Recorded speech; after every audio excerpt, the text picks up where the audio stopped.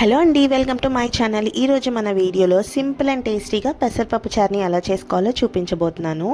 మనం రెగ్యులర్గా చేసే కందిపప్పుతో చేసే పప్పుచారు కంటే కూడా ఇలా పెసరపప్పుతో చేసే పప్పుచారు వంటికి చాలా చలవ చేస్తుంది. అలాగే చాలా రుచిగా కమ్మగా కూడా ఉంటాయి.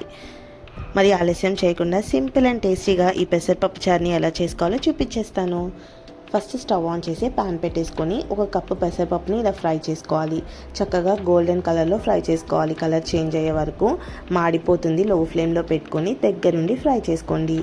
మంచిగా ఈవెన్గా అన్ని పప్పులు వేగిన తర్వాత ఒక బౌల్లోకి తీసుకొని మంచిగా వాష్ చేసుకోవాలి. పెసరపప్పు ఒక 20 మినిట్స్ నానితే మంచిగా మెత్తగా ఉడికిపోతుంది పప్పు. ఈలోపే మనం చిన్న లెమన్ సైజ్ అంత చింతపండు తీసుకుంటున్నాము. ఎక్కువ అవసరం లేదండి. టమాటా వేస్తాం కాబట్టి కొంచెం తీసుకుంటే సరిపోతుంది. తర్వాత కుక్కర్ తీసుకొని మనం నానబెట్టుకున్న పెసరపప్పు వేసేసుకొని ఒక గ్లాస్ పెసరపప్పుకి 2 గ్లాసెస్ ఆఫ్ వాటర్ పోసుకొని కొంచెం పసుపు and 1 spoon of oil and కరివేపాకు వేసుకొని కుక్కర్ విజిల్ పెట్టేసుకోండి. ఎక్కువ వాటర్ వేయకుండా కరెక్ట్గా 2 గ్లాసెస్ వేస్తే పైకి రాకుండా ఉంటుందన్నమాట వాటర్. 3 విజిల్స్ వచ్చిన తర్వాత ఆవిరిపోయిన తర్వాత ఇలా స్మాష్ చేసుకోండి. నేను స్పూన్తో కదుపుతున్నాను. మెత్తగా ఉడికిపోయింది కదా పప్పు, సో ఇలా కదిపితే సరిపోతుంది. మీరు కావాలంటే స్మాషర్తో స్మాష్ చేసుకోండి. తర్వాత నేను 3 గ్లాసెస్ ఆఫ్ వాటర్ పోసుకున్నాను. మీకు ఇంకా పలుచగా కావాలంటే ఒక గ్లాస్ ఎక్స్ట్రా వాటర్ పోసుకోండి. తర్వాత సన్నగా చాప్ చేసుకున్న ఆనియన్స్ అండ్ సన్నగా చాప్ చేసుకున్న టమాటో, పచ్చిమిర్చి ఇవన్నీ ఇప్పుడు వేసుకోవాలి. నేనైతే ఇప్పుడు వేస్తున్నాను. కొంతమంది కుక్కర్లో వేసేస్తారు, మెత్తగా అయిపోతాయి. అలా వేస్తే బాగోవు. ఇలా వేస్తే చక్కగా ఉడికి టేస్ట్ చాలా బాగుంటుంది. ఒకసారి మీరు కూడా ఇలా ట్రై చేయండి. తర్వాత చింతపండు పల్పు తీసి వేసేసుకుంటున్నాను. కొంచెం ఉప్పు అండ్ కొంచెం కారం వేసుకొని మంచిగా మిక్స్ చేసుకోవాలి. తర్వాత మళ్ళీ నేను కరివేపాకు కూడా యాడ్ చేస్తున్నాను. ఆల్రెడీ ఇందాక వేసాం కదా అంటారేమో, నేను కరివేపాకు చాలా ఎక్కువ యూజ్ చేస్తాను. కరివేపాకు పప్పుచారులో వేస్తే చాలా బాగుంటుంది ఫ్లేవర్ అండ్ హెల్త్కి కూడా మంచిది కదా. మీ దగ్గర ఉంటే మాత్రం ఎక్కువే యూజ్ చేయండి. చక్కగా స్టవ్ మీద పెట్టుకొని ఫస్ట్ హై ఫ్లేమ్లో పెట్టుకొని మరిగించుకోవాలి పప్పుచారు. చక్కగా పైన ఇలా మరుగొచ్చిన తర్వాత మళ్ళీ లో ఫ్లేమ్లో పెట్టుకొని ఇలా కదుపుకుంటూ తిప్పుకుంటూ మరిగించుకోండి. ఇలా తిప్పుకోవడం వల్ల అడుగునున్న పప్పు మాడకుండా మంచిగా ఈవెన్గా పప్పుచారు వేగుతుంది. ఇలా పెసరపప్పుతో చేసే పప్పుచారు చాలా లైట్గా ఉంటుంది. టమ్మీలో హెవీగా ఉండటం కానీ తేపులు రావడం కానీ అలా ఏమీ ఉండకుండా ఈజీగా డైజెస్ట్ అయిపోతుంది అనమాట.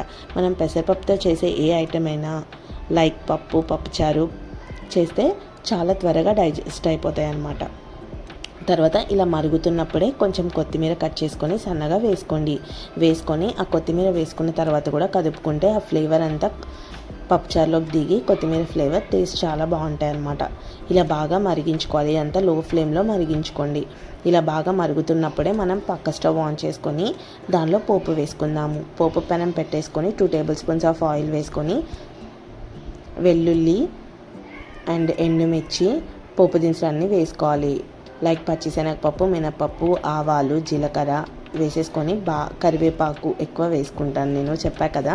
సో కరివేపాకు కూడా ఒక గుప్పిడి వేసేసుకొని మంచిగా ఫ్రై చేసుకోవాలి. పోపు అంతా బాగా వేగాలి. కరివేపాకు కూడా క్రిస్పీగా అయ్యే వరకు ఫ్రై చేసుకోవాలి.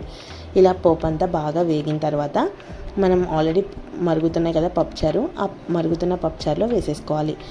మనం కొంతమంది రెగ్యులర్గా ఏం చేస్తారంటే పప్పుచారు స్టవ్ ఆఫ్ చేసేసి తర్వాత పోపు వేసుకుంటారు. కానీ అలా కాకుండా మరుగుతున్నప్పుడే మనం పోపు వేసుకుంటే ఆ పప్పుచారు టేస్ట్ మరింత పెరుగుతాయి. అది పెసరపప్పుచారు అనే కాదు, కందిపప్పుచారు అయినా ఏదైనా పప్పుచారు ఇలా పోపు వేసిన తర్వాత ఒక 5 మినిట్స్ మరిగించుకోండి.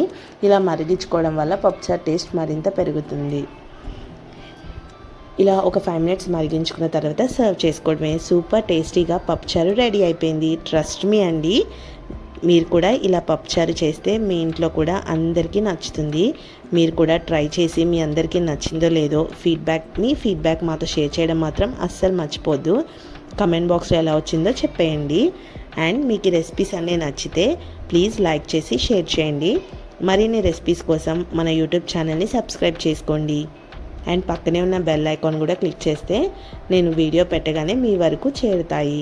థ్యాంక్ యూ అండి. Thank you so much for watching this video.